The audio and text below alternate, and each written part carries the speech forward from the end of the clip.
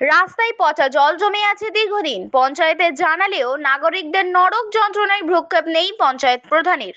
রাস্তায় আগুন জ্বালিয়ে অপরাধ গ্রামবাসীর।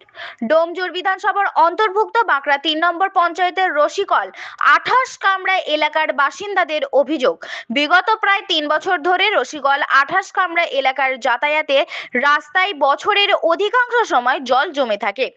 দুর্গন্ধময় পচা জমা জলের উপর দিয়েই মানুষ যাতায়াত করতে বাধ্য হন। জমা জল নিষ্কাশনের বিষয়ে পঞ্চায়েতের উদাসীন। বহুবার পঞ্চায়েতে এই প্রসঙ্গে আবেদন নিবেদন করলেও নাগরিকদের আবেদন বা নিবেদনকে কোনো গুরুত্বই দেওয়া হয়নি। এলাকাবাসীর আরো অভিযোগ, পঞ্চায়েতের প্রধান ও স্থানীয় বিধায়কের বোঝাপড়ার গেরও পরে এলাকায় মানুষ বঞ্চিত হচ্ছেন সঠিক পরিষেবা থেকে। তাই আজ বাধ্য হয়ে রাস্তায় আগুন জ্বালিয়ে অবরোধ ও বিক্ষোভ সেখানে গ্রামবাসীর।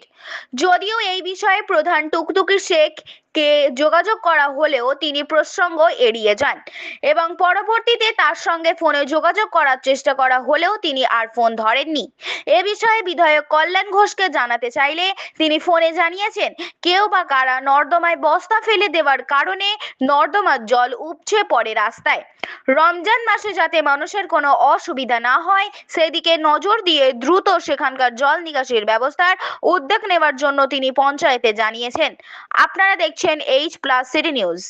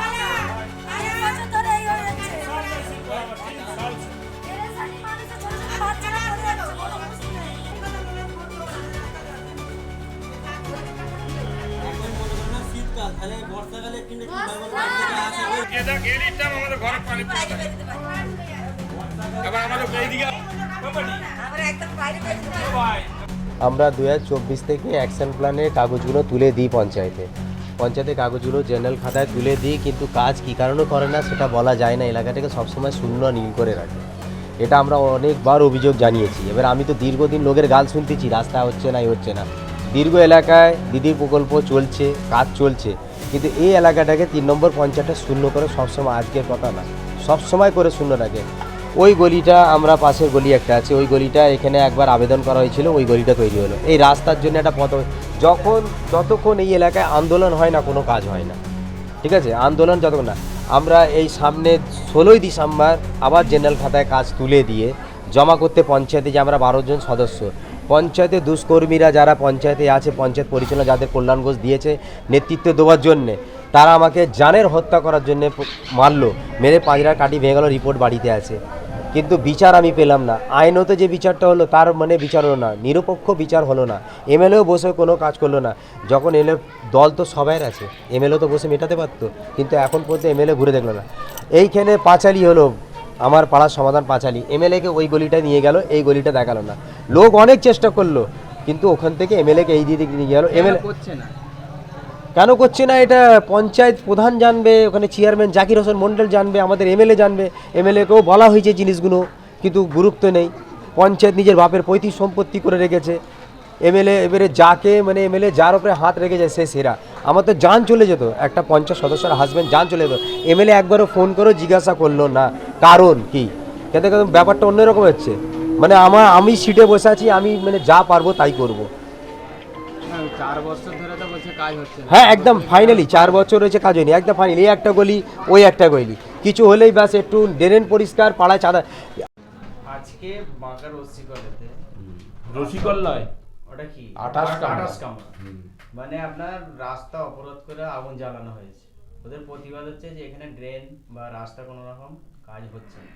পঞ্চায়েতের নাম ওরা দোষারোপ করছে, আপনি কি বলবেন এই বিষয়ে? দেখুন, প্রথম কথা হচ্ছে ওনারা অভিযোগ করেছেন যে পঞ্চায়েতের কোনো উন্নয়ন 28 কামরায় নাই। হ্যাঁ, তাহলে ইতিমধ্যে পদশ্রীর কাজ হচ্ছে 52 লাখ টাকা। ওটা কি উন্নয়নের বাইরে?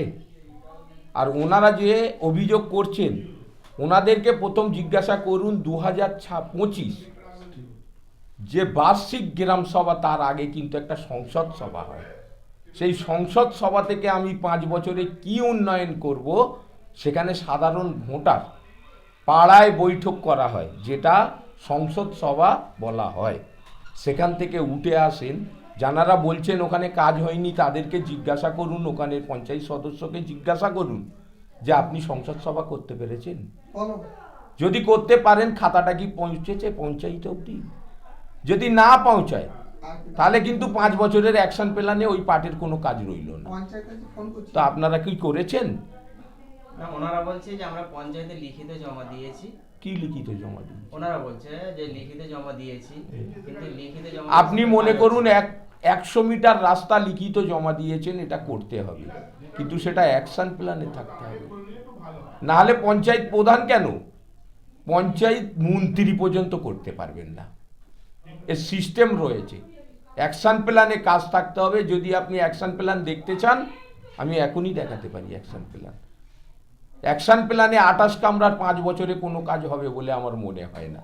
ওই ওল্ড ফান্ড যদি স্ট্রং হয়, ওল্ড ফান্ড থেকে কিছু কাজ করা যেতে পারে, কিন্তু আইএসজিপির কোনো কাজ করা যাবে না ওখানে। কেন? ওটা অ্যাকশন প্ল্যানে আর উঠবেন না। আর বলছে আপনারা আজকে রাস্তা বন্ধ করলেন এবং আগুন জ্বালিয়ে দিলেন রাস্তার মধ্যখানে, কেন করলেন? আজকে আমাদের রাস্তাটা বন্ধ করার একটা কারণ হচ্ছে, এই গলিটা আমাদের দীর্ঘ আজকে 4 বছর ধরে গলিটা পড়ে আছে, ঠিক আছে। এই গলির আমরা পঞ্চায়েতে অনেক বলেছি, এখানে যে ক্যান্ডিডেট আছে তাকেও আমরা বলেছি। এখানে ক্যান্ডিডেটে বলার পর, পঞ্চায়েতে বলার পর রাস্তাটা কোনো মতে হচ্ছে না। আজ হবে, কাল হবে, এই মাস হবে, তো অন্য মাস হবে, এরকম বলে যাচ্ছে। আমরা এগিয়েও বলেছি কি আমাদের সামনে রমজান মাস আসছে, রমজান মাসের মধ্যে আমাদের এই গলিটা করতেই হবে। এই গলিটা আমরা ক্যান্ডিডেটকে বলেছি, আমাদের যে ক্যান্ডিডেট আছে, আমাদের ক্যান্ডিডেট আছে, ক্যান্ডিডেটের নাম হচ্ছে আমাদের কি বেগম, স্বপ্না বেগম ক্যান্ডিডেট হচ্ছে। আর আরেকটা হচ্ছে আমাদের বাংলা শব্দবেলায় কী নাম হচ্ছে, হ্যাঁ, 2 ক্যান্ডিডেট এখানে, এটা জোড়া ক্যান্ডিডেট। তো আমরা 2টো ক্যান্ডিডেট জেনেছি, জানানোর পর আমরা পঞ্চায়েতের লোককে জেনেছি, জাকিরকে জেনেছি নিশ্চয়ই আমি নিজে।